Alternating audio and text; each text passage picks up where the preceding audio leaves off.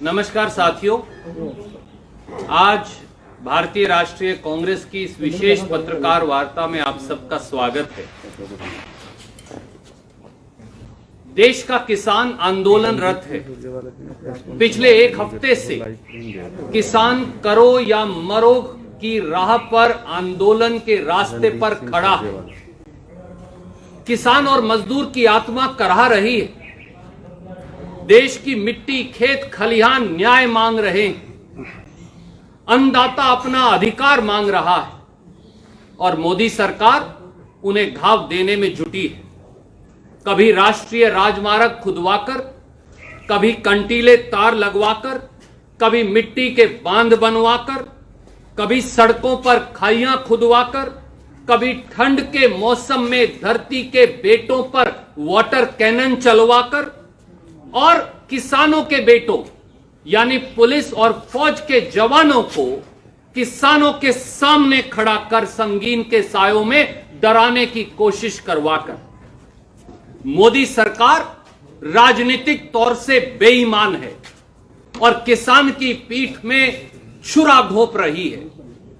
देश में भाजपा सरकार नहीं, लगता है कंपनी राज है और संघर्ष ही इसका इलाज है। राजनीतिक लॉलीपॉप और झुनझुने पकड़ाने की बजाय 3 काले कानून खत्म करने चाहिए। साथियों, सवाल यह है कि क्या यह महात्मा गांधी का भारत है?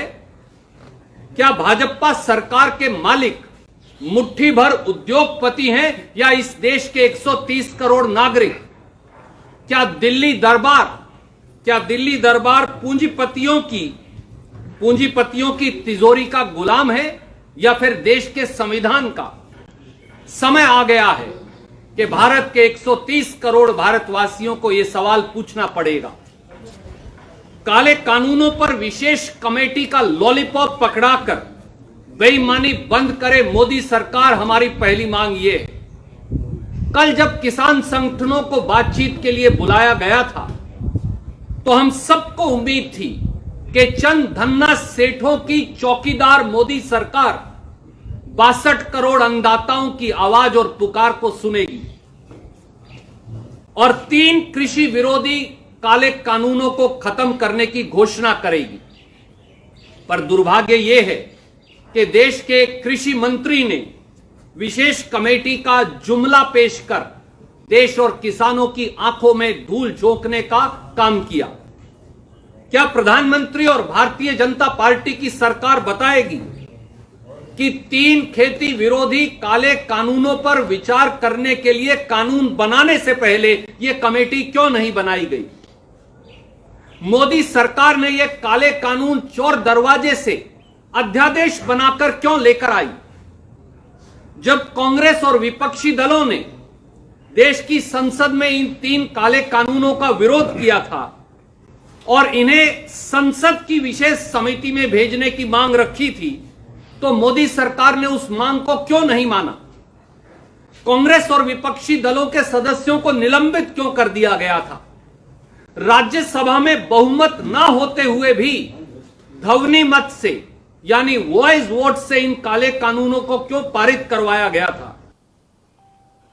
क्या जो काम विशेष कमेटी करेगी वो संसद की विशेष समिति को नहीं करना चाहिए था? संविधान में खेती तो प्रांत का विशेषाधिकार है, यानी कानून बनाने का अधिकार प्रांतों को है। फिर मुट्ठी भर उद्योगपतियों को खेती का 25 लाख करोड़ का कारोबार सौंपने के लिए 3 काले कानून मोदी सरकार ने जबरन कंकरेंट लिस्ट में क्यों बनाए? देश के कृषि मंत्री किसानों को विशेष कमेटी बनाने का प्रस्ताव रखते हैं और देश के प्रधानमंत्री जो एक आदमी की सरकार चला रहे हैं, मन की बात और वाराणसी के अंदर जाकर इन काले कानूनों को सही ठहराते हैं। अगर ये तीनों काले कानून सही हैं तो फिर मोदी सरकार और कृषि मंत्री किसानों से क्या बातचीत कर रही है? एक दूसरा पहलू और आपके समक्ष रखूंगा और वो ये है कि किसान विरोध के खलनायक मोदी सरकार के साथ साथ हरियाणा के मुख्यमंत्री मनोहर लाल खट्टर और उप मुख्यमंत्री दुष्यंत चौटाला भी हैं। 73 साल के इतिहास में पहली बार यह हुआ कि पूर्व घोषित कार्यक्रम से शांतिप्रिय तरीके से दिल्ली जा रहे धरना देने दिल्ली जा रहे किसानों को रोकने के लिए किसी सरकार द्वारा राष्ट्रीय राजमार्ग खुदवा दिए गए, सड़कों में खाइयां खुदवा दी गई, सड़कों पर कंटीले तार लगवा दिए गए, सड़कों पर वाटर कैनन और गंदे पानी से प्रहार किया गया, सारे रास्ते जाम कर दिए गए। खट्टर साहब, दुष्यंत चौटाला जी, सरकार का काम सड़कें बनाना है या सड़कें खुदवाना है? क्या पीडब्ल्यूडी मंत्री और उप मुख्यमंत्री दुष्यंत चौटाला जवाब देंगे कि उन्होंने किसानों के रास्ते, राष्ट्रीय राजमार्ग और दूसरे सारे रास्ते क्यों खुदवाए थे? क्योंकि विभाग के मंत्री तो वो खुद हैं। किसान रास्ता रोकने नहीं गए थे, किसान जाम लगाने भी नहीं गए थे, किसान तो शांतिप्रिय तरीके से धरने के लिए जा रहे थे। फिर खट्टर और चौटाला की जोड़ी ने जीटी रोड को जाम क्यों किया? फिर खट्टर और चौटाला की जोड़ी ने टीकरी बॉर्डर को और उसके जाने वाले सारे रास्तों को जाम क्यों किया? क्या इस गतिरोध से जो नुकसान हुआ, सुप्रीम कोर्ट कहती है कि जो नुकसान करेगा वो भरपाई करेगा, तो क्या इस जो गतिरोध से नुकसान हुआ, किसान को, बिजाई चल रही है उसको, इंडस्ट्री को, आम जनमानस को, इसके जिम्मेवार श्री मनोहर लाल खट्टर और दुष्यंत चौटाला नहीं। मोदी जी तो इन काले कानूनों के बारे में कहते हैं कि अब किसान कहीं भी जाकर अपनी फसल बेच सकता है, और हरियाणा के मुख्यमंत्री श्री मनोहर लाल खट्टर ट्वीट और फेसबुक पर कहते हैं कि दूसरे प्रांतों का बाजरा अब हरियाणा में नहीं बिक सकता। तो क्या अपने आप में ये इन 3 काले कानूनों का किसान विरोध और ढोल की पोल नहीं खोल देता? और साथियों, अकाली दल तो किसान विरोध के चलते मजबूरी में भारतीय जनता पार्टी का साथ छोड़कर चला गया। आरएलपी राजस्थान में भारतीय जनता पार्टी का साथ छोड़ने की तैयारी कर रही है। सवाल यह है, भाजपा के किसान विरोध के चलते श्री दुष्यंत चौटाला उप मुख्यमंत्री पद से इस्तीफा कब देंगे? जजप्पा भाजपा से हरियाणा में समर्थन कब वापस लेगी? क्या दुष्यंत चौटाला और जजप्पा के लिए सत्ता की मलाई किसान की भलाई से बड़ी हो गई है? साथियों, मोदी सरकार को किसान से बेईमानी और विश्वासघात बंद कर खुले मन से बातचीत करनी चाहिए, और उसकी पहली शुरुआत होगी कि प्रधानमंत्री फौरी तौर से तीनों काले कानूनों को बगैर विलंब के सस्पेंड कर दें। यह हमारी पहली मांग है। दूसरा, कृषि मंत्री नहीं, उन्हें कोई अधिकार नहीं।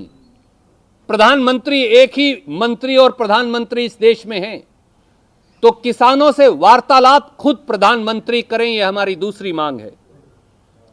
और प्रधानमंत्री वार्तालाप सारे पूर्वाग्रह छोड़कर करें।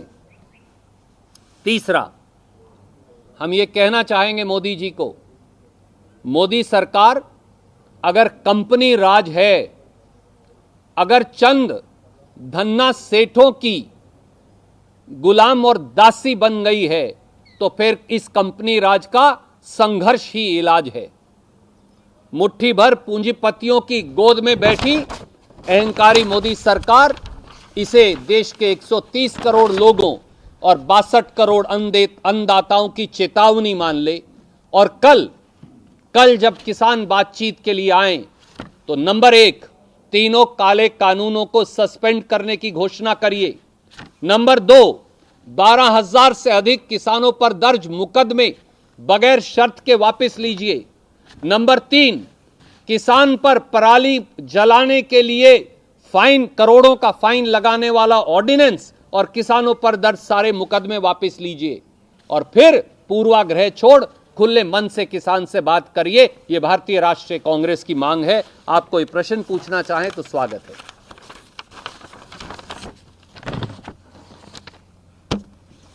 बीजेपी के जो अजय चौटाला हैं, उनका बयान आया कल, उन्होंने कहा कि एमएसपी को इस लॉ में लिखने में गवर्नमेंट को क्या आपत्ति है? मुझे लगता है कि बीजेपी का मोह भंग हो रहा है सरकार से। सत्ता की मलाई जरूरी है जजप्पा के लिए या किसान की भलाई, ये निर्णय तो दुष्यंत चौटाला जी और उनकी पार्टी को करना पड़ेगा। वो सत्ता से चिपके क्यों बैठे हैं, कुर्सी से चिपके क्यों बैठे हैं?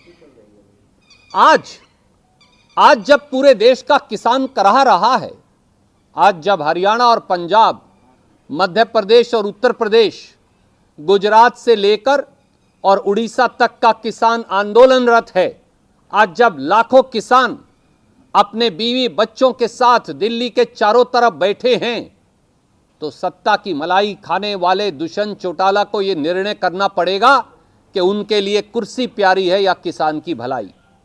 और अगर किसान की भलाई प्यारी है तो आज ही उप मुख्यमंत्री पद से इस्तीफा दीजिए और जजप्पा भारतीय जनता पार्टी की खट्टर सरकार से समर्थन वापस ले। यही असली सच्चाई है और यही असली इम्तिहान।